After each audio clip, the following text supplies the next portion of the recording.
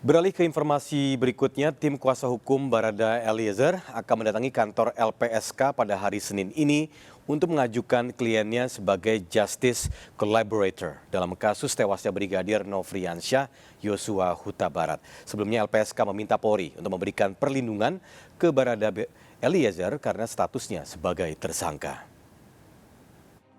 Barada Richard Eliezer Putihang atau yang selama ini dikenal sebagai Baradae mengajukan diri sebagai Justice Collaborator dalam kasus kematian Brigadir Joshua. Meski Barada Eliezer telah ditetapkan sebagai tersangka, namun Barada Eliezer juga merupakan saksi kunci dalam tewasnya Brigadir Joshua. Sebagai saksi kunci, Barada Eliezer merupakan salah satu sosok penting dalam pengungkapan kebenaran tewasnya Brigadir Joshua. Sehingga ia akan kembali mengajukan permohonan perlindungan kepada LPSK sebagai Justice Collaborator. Kuasa hukum Barada Eliezer yang baru Tio Lipa Yumara menjelaskan kliennya merasa tidak nyaman dan tertekan sejak ditetapkan sebagai tersangka pembunuhan Brigadir Joshua.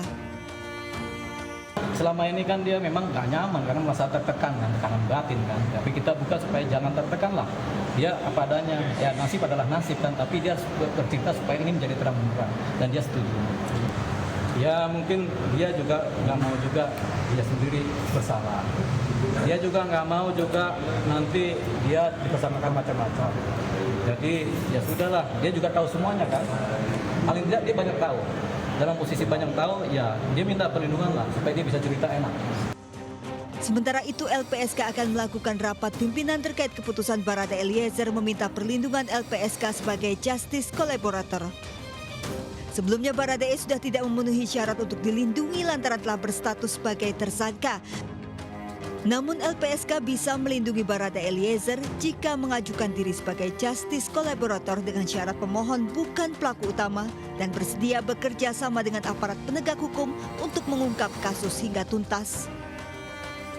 Jika pengajuan Justice Collaborator diterima, maka pemohon akan mendapat sejumlah hak, di antaranya tahanan beserta berkas yang akan dipisahkan dengan berkas perkara pelaku lain supaya tidak terancam.